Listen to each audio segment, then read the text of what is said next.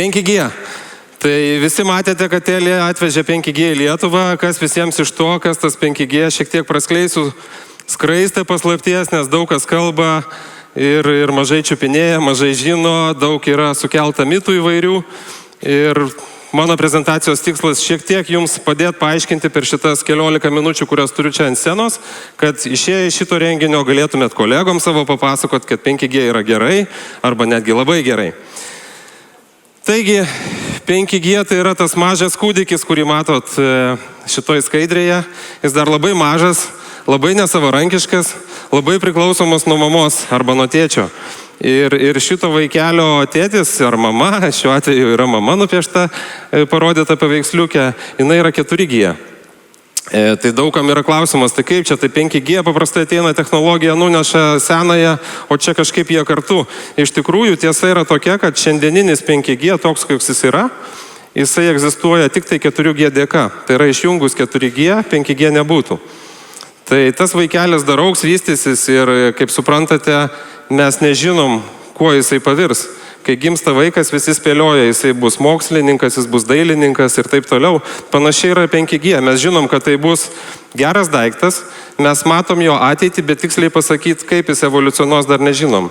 Ir šiai dienai 5G, kaip minėjau, yra revoliucinis žingsnis nuo 4G, bet jis yra priklausomas pilnai nuo 4G. Taigi, vis dar neaišku, kas tas 5G ir ką su juo daryti. Einam į kitą skaidrę, kurioje specialiai pasirinkau šių laikų, sakysim, klientų genijaus citatą, tai yra Steve'o Jobso, kuris apie technologijas kalbėjo šiek tiek kitų kampų. Jisai sakė, reikia pirmiausia suprasti kliento poreikį, jį gerai išanalizuoti, suprasti, ką reikia klientui padaryti ir tada atgal dirbti einant link technologijų. Taip, tai kartais manęs klausia, sako, Andriau, tai 5G jūs darot visiškai atvirkščiai, nei Steve'as Jobsas sakė, jūs čia ateinat ir sakot technologiją, pirkit technologiją. Aš nesakau pirkit technologiją. Technologija tai yra tik platforma ir 5G tai yra tik platforma, kuri leis tuos Steve'o Jobso arba dar geresnius produktus sukurti, naudoti. Ir jinai įgalins. Tai pati 5G tai nėra pardavimo daiktas, kurį padėjai ant stalo ir nusipirkai. Tai yra platforma, technologija, ateities ryšio, ne šiandienos netgi, o ateities ryšio, su kuria mes galėsim daugiau. Ir dėl ko kitoj pusėje skaidrės nupiešta višta ir kiaušinis. Tai kas pirmas? Ar pirmiausia technologija ir tada pinigai iš klientų? Ar pirmiausia pinigai iš klientų ir tada technologija? Tai visa telekomunikacijų industrija turi šitą dilemą. Ir esam tokio įdomioj kryžkeliai. Tai ką daryti? Paprašysiu salės, kad neužmigtumėt. Pakelkit rankas, kas mokėtumėt, pavyzdžiui, 50% daugiau nei dabar mokat už mobilų ryšį, kad jums YouTube'as greičiau užsikrautų, kai paspaudžiat. Ar yra tokių? Va, matot, vienas kitas, nežinau, 1% turbūt iš salės. Tai taip pat yra su 5G. Visi tikisi gero ryšio, greito, daugiau galimybių, bet nieks mokėt daugiau už tai nenori. Jeigu žiūrėti į mus kaip operatorius, mes irgi verslo kompanija. Taip, tai mums dabar statyti viską milijonus, investuoti, kai porą žmonių, tik tai paprašysiu iškart Mindaugai peržiūrėti kontraktus su tai žmonėm. Tai vėlgi, ką daryti? Šitoj vietoj ir yra ta dilema, viščiukas ar višta, kas pirmiau. Tai Telia žengia tą žingsnį, kad mes padarėm jau pirmą investiciją ir mes einam link 5G, kad ta višta greičiau užaugtų ir pradėtų dėti auksinius kiaušinius ir taip toliau ir atsirastų sprendimai verslui. Tai galime eiti, kuo tai skirsis nuo 4G. Padariau specialiai lentelę, kad galėtumėt matyti pagrindinės savybės, jų yra daugiau. Kuo 5G yra pranašesnis už 4G. Tai jeigu matote ir jeigu žiūrite, maksimali greitavika, pavyzdžiui, skiriasi 10 kartų.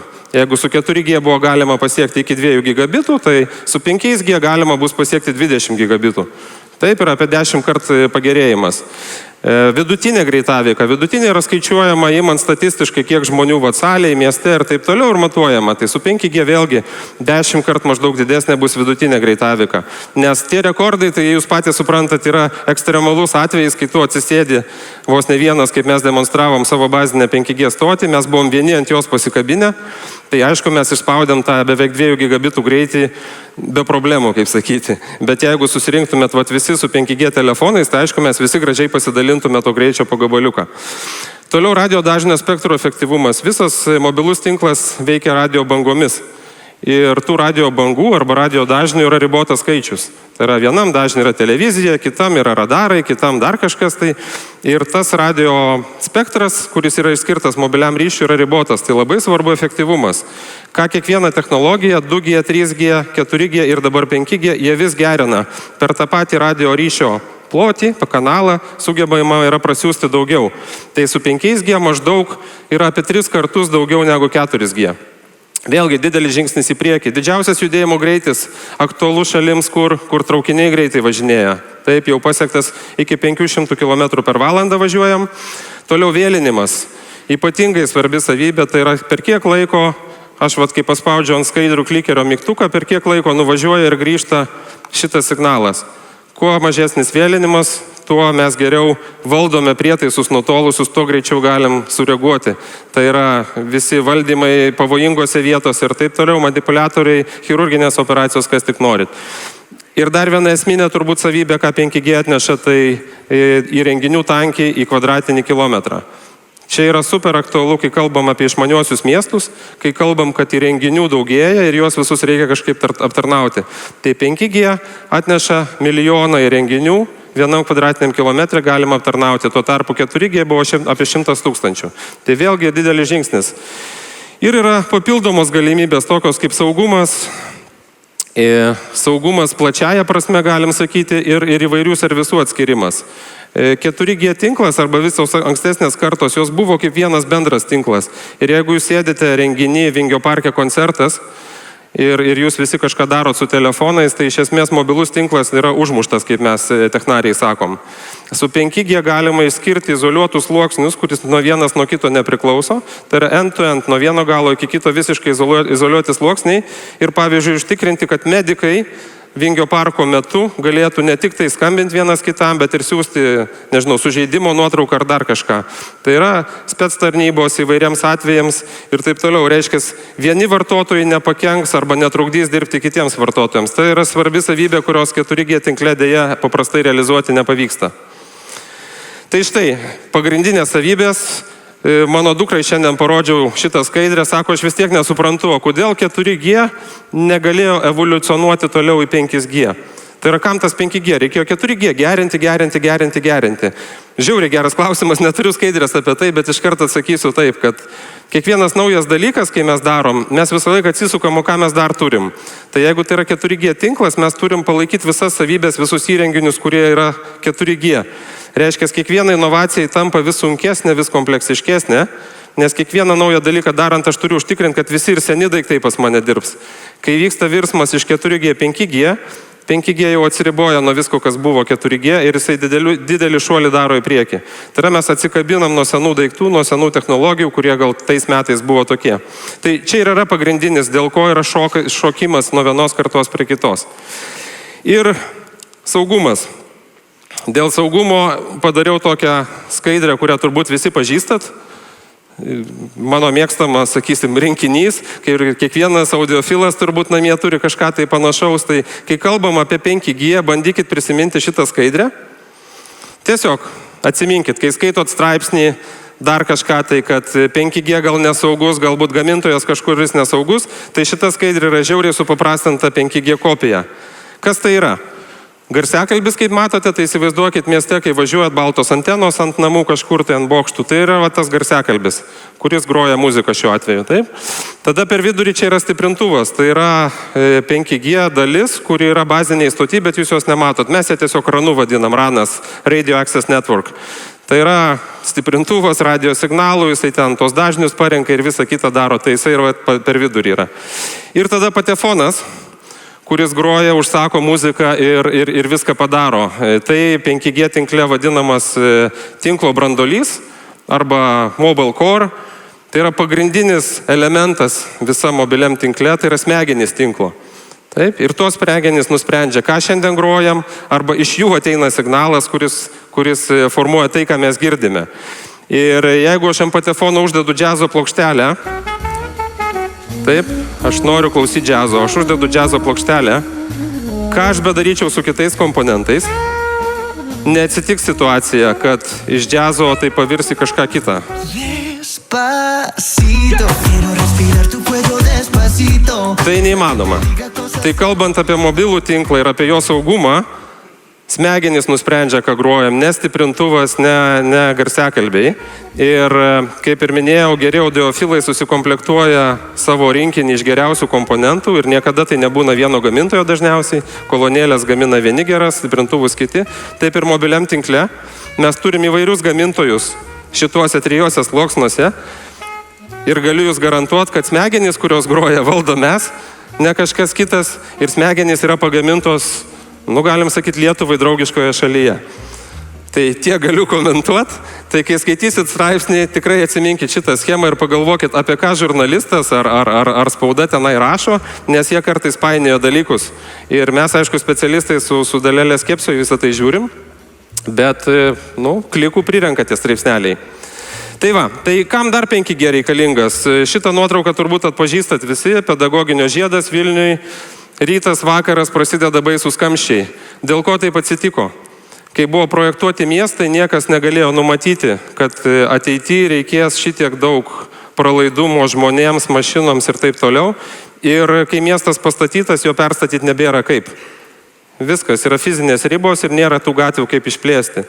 Tai dėl ko Telia investuoja į 5G ir kiti operatoriai, aš tikiu, investuos. Dėl to, kad mes galvojam apie ateitį, tolimesnę ateitį nei šiandieną. Nes šiandieninis tinklas yra tikrai geras ir mes aptarnaujam savo vartotojus. Bet kas atsitiks po 5 metų? Tai 5G yra kaip tas protingas miesto projektavimas, kur tu galvoji 100-mečiams į priekį. Tai su 5G mes planuojam, aišku, 10-mečiams galbūt į priekį. Ir galit pasižiūrėti, kaip atrodo duomenų srautas per mobilius tinklus. Čia yra visiškai šviežia ataskaita, kurią išleido Cisco kompanija, kiek keitėsi istoriškai ir kiek yra prognozuojama per mobilų tinklą, koksai duomenų srautas per mėnesį praeina. Tai aš netgi nustebau, kad jau mes išlipę esame į eksabaitų matavimo vienetą, nes jau petabaitai mums nebetelpa, kaip sakyti. Ir galit matyti, kad tarkim nuo 2017 metų iki 2022 apie 6 kartus išaugs tie srautai. Tai kas tuos srautus augina? Augina daugiausia video. Ir kam teko būti tose šalyse, kur gyventojų tankis didžiulis, kur maži butai ir taip toliau, tai jie dažniausiai net televizorių neturi tenai. Jie visi žiūri mobiliuose įrenginiuose tą vaizdą vartoja, kaip sakyti. Ir ten ypatingai yra šitas didelis augimas, kadangi gyventojų tankis didžiulis, visi jau dabar turim išmaniuosius, labai daug vartojamas video. Tai video yra pagrindinis to greičio ir duomenų kiekio driveris, kaip mes sakom. Kitas dalykas, daiktų interneto era. Daiktų internetas čia visi prognozavo, bet visokios yra prognozės, Gartneris sako kreivė augs taip, ten kažkas sako augs taip, tai gamintojai žodžiu pučia burbulą, negamintojai biškai išleidinė ir taip toliau, bet kokiu atveju nuo 17 iki 22, kaip matot, kaip minimum padvigubės ir tos prognozės pildosi. Tai čia prisimenant tą kvadratinį kilometrą su 100 tūkstančių arba milijonų, jeigu einam į 5G žmonių, ir tai aktualu išmaniesiems miestams, ten, kur yra daug daiktų, daug žmonių. Ir pirmieji 5G žingsniai, kaip žinot, mes paleidom praeitais metais, praeitų metų gale. Ir tų taikymų pasaulyje jau atsiranda, po manęs kalbės keli pranešėjai, kur galėsite detaliau susipažinti. Aš gal paimsiu kelis variantus, kad tiesiog iliustruot, ką 5G davė, ko anksčiau nebuvo galima turėti. Pasirinkom tokią gamyklos nuotrauką, nežinau, labai panašiai, tarkim, Mažeikių naftos buvusios, galite įsivaizduoti didžiulę teritoriją ir kadangi viskas išmanėja, visi darbuotojai turi kažkokius planšetus, dar taip toliau, tada važinėja savavaldžiai automobiliai, kurie galbūt perveža kažką, tada yra kranai kažkurie, kuriuos reikia valdyti ir taip toliau. Tai iš esmės šitai gamyklai reikia ryšio. Reikia ryšio visoje teritorijoje. Ir neužtenka to primityvaus, pavadinkim, Wi-Fi'aus, kuris ten 100 metrų spindulių. Tai ką istoriškai darydavo tokios gamyklos? Tai jos galėdavo pasistatyti maždaug 1000 Wi-Fi taškų ar daugiau, čia jau nuo ploto priklauso, kad tą problemą spręst, bet vis tiek iki galo neišspręsdavo. Wi-Fi'us nebuvo sukurtas judrumui, kaip mobilus ryšys. Jis yra sukurtas gerai, sėdint vienoje vietoje. Jeigu jūs judat, yra šiek tiek blogiau. Versus 5G mums leistų tokią gamyklą pilnai padengti ryšių, puikių ryšių, su 4 baziniam stotim. Tai viena yra pinigai, kitas aptarnavimas, kitas serviso lygis yra visiškai kitoks. Tai yra gamyklos visi įrenginiai galėtų būti tam tinkle, vienas kitam netrukdydami, keisdamiesi informaciją. Jeigu atsimenat, sakiau apie tos sluoksnius, arba angliškai network slicing, vėlgi keli sluoksniai gali būti, kur daug duomenų, kur reikia patikimumo vienas sluoksnis, kuriam niekada niekas nesutrukdys ir taip toliau. Ir ar tai reiškia, kad Wi-Fi mirė? Tikrai ne. Wi-Fi nemirė, Wi-Fi turi savo nišą ir kas man patinka šitoje vietoje, kad Wi-Fi anksčiau nelabai konkurevo su mobiliu ryšiu. Dabar kas atsitiko su 5G? 5G įžengė į teritoriją, kur karaliavo Wi-Fi. Ir Wi-Fi kaip alijansas, jie pajuto tam tikrą riziką. Tai gal girdėjote, kad Wi-Fi skubiai pernai metų gale pervadino savo standartus ir atsirado Wi-Fi 6. Tai yra, telekomunikacininkai išleidžia 5G, tada Wi-Fi greitai galvoja, ką čia daryti, tai jie savo standartus pernumeruoja ir sako 6, Wi-Fi 6. Nu tai tarsi 6 geriau už 5. Tai kai Trumpas čia neseniai pareiškė, kad Amerikoje reikia dėkti ir 5G ir 6G, aš net galvoju, gal jis supainiojo su 6 Wi-Fi, nes 6G net turbūt ant projektuotojų stalo dar net nėra. Tai va, tai Wi-Fi tobulėja, Wi-Fi patobulėjo irgi tuo, kad atsirado galimybė greitą roamingą daryti, tai yra, kai važiuoja jūsų automobiliukas, kad jis greitai persijungtų nuo vieno access pointo į kitą. Atsirado daug dalykų ir gražu, kad dvi technologijos gali papildyti vieną kitą. Tai Wi-Fi tikrai liks namuose, baruose, kažkokiuose, nežinau, koncertų galbūt salėse, kur ta 5G yra per brangu paleisti, bet 5G šiek tiek įstumtelėjo. Kiti atvejai, žiauriai šitas patiko, dėl to ir įsidėjau, gal kažkada skaitė citatą mano, kad 5G įsidėgus pasaulį turi atpigti lašišos.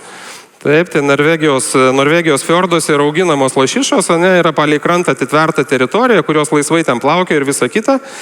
Ir suprantama, kad ten žmogaus priežiūros nėra. Kaip tos sistemos veikia? Tai yra dozavimas kažkoks tai maisto.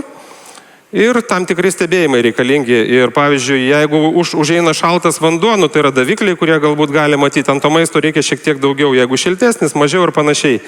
Bet iki galo per daviklius nepavyksta jų maitinti tinkamai. Jeigu jas perširsi, negerai, jeigu per mažai, vėl negerai. Tai kokia yra problema? Problema išspręsta buvo taip, kad po vandeniu buvo pastatytos aukštos raiškos videokameros, kurios filmuoja tam tikrus taškus ir mato lašišų judėjimą. Tada yra dirbtinis intelektas, kuris stebi visą šitą. Ir tas dirbtinis intelektas informaciją gauna iš lašišų fermos būtent 5G ryšių, nes 4G ryšys nesugebėdavo užtikrinti tokio srauto uploado vadinamo išsiuntimo iš kamerų. Tai šitoj vietoj iš vienos fermos žiūrėjau yra apie 200 megabitų nenutrūkstamas srautas, kuris varo į cloudą. Tada cloud'e dirbtinis intelektas analizuoja šitą vaizdą, jeigu yra kažkoks išskirtinai keistas vaizdas, pavyzdžiui, tos lašišos blaškosi, jau yra žmogus pasijungę ir pagal tai yra dozuojamas maistas joms. Rezultatai fantastiški, pagerėjo tose fermose lašišų, sakysim, auginimo greitis, jų sveikata. Gamintojai sutaupo, nebereikia vizituoti, nebeišbarstomas maistas nereikalingas ir taip toliau. Tai vat puikus pavyzdys, kur visiškai netikėtai, kai kalbėjom apie 5G, nebuvo šito pavyzdžio. Dar vienas, kasyklose, po žeme, kur pavojus, reikalinga valdyti įrenginius. 5G puikiai gali padengti, vėlgi Wi-Fi galėtų, bet yra labai sudėtinga, reikia daug. Kasykloje gali tą padaryti daug paprasčiau. Oro uostai. Oro uostai visi atsinaujina infrastruktūrą, bagažo išvežiojimas, kur koks bagažas randasi, visi davikliai. Visą tai jiems irgi reikia padengti visą teritoriją, kaip ir toj gamykloj. Plius užtikrinti, kad tam tikri servisai niekada nesustos, o kiti gali palaukti. Taip, jeigu yra ten daug įrenginių, vienu metu kažką daro. Vėlgi 5G tą leidžia. Tai aš beveik tikras, kad jūs savo versle irgi rasite, ir mes kartu su partneriais rasime pritaikymų, kurie galėtų palengvinti, pagreitinti, pagerinti ir tam reikalingas šitas ryšys. Tai jeigu turit klausimų, rašykit į Slido, ar kaip jį reikia tarti, slaidų. Ir bus panelinė diskusija, kurioje ir atsakinėsim būtent šitos klausimus. Ačiū už dėmesį.